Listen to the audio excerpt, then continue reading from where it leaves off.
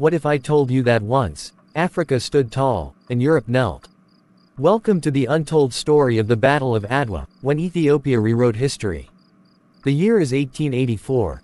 In Berlin, European powers meet to slice Africa like cake.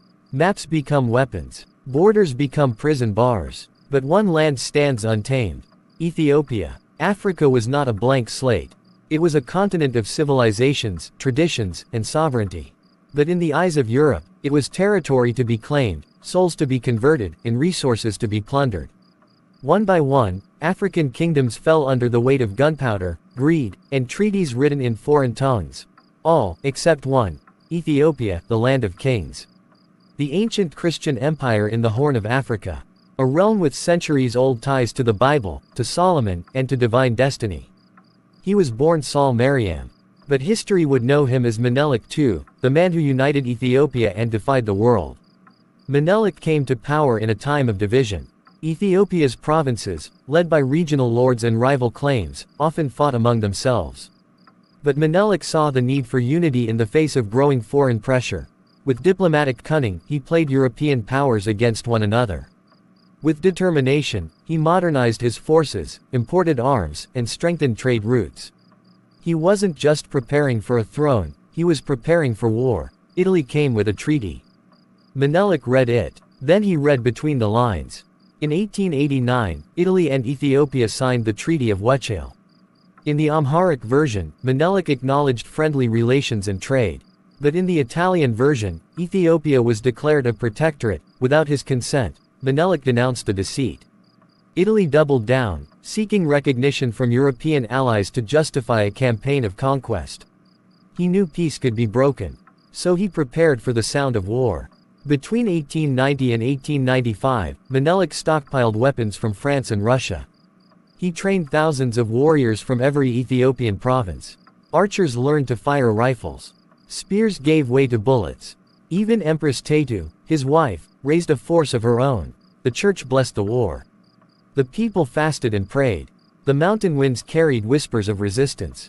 In 1895, they marched, 20,000 Italian troops, armed and assured of victory.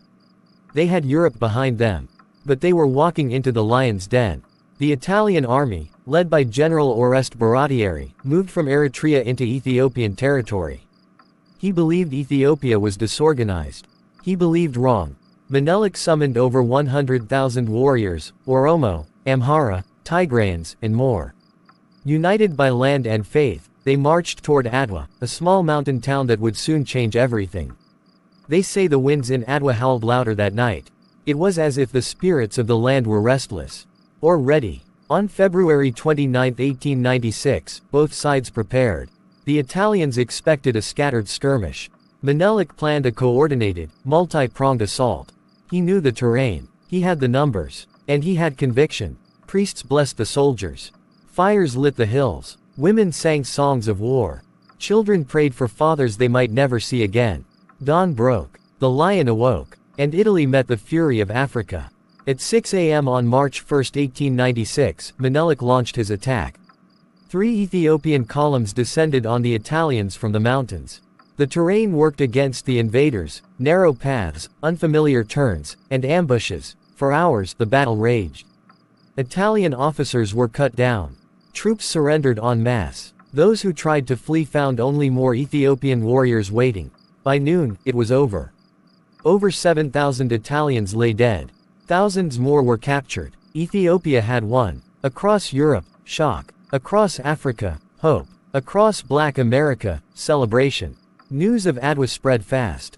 Italy had been humiliated. Europe was shaken. For colonized Africans and the African diaspora, it was proof that resistance wasn't futile. W.E.B. Du Bois, Marcus Garvey, and others referenced Adwa in their writings. It was not just an Ethiopian victory. It was a black victory. A symbol of dignity, pride, and the possibility of freedom.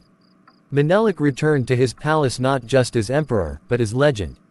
Ethiopia retained its sovereignty. Italy signed the Treaty of Addis Ababa, formally recognizing Ethiopian independence. No other African nation had managed what Ethiopia had done. Defeat a European power in open battle. Menelik II became a symbol, not just of Ethiopia, but of a proud, defiant Africa. The story of Adwa entered folklore, sermons, classrooms, and songs. The hills of Adwa still whisper. They say freedom is never given. It is earned, with faith, with unity, and with fire. Today, Adwa is remembered not just by Ethiopians, but by freedom fighters across the world. The battle teaches that sovereignty is sacred, that unity is strength, and that history remembers those who stand tall. Echoes of Africa, like, share, comment, and subscribe for more. Next episode, Queen Nzinga, the warrior queen who defied empire.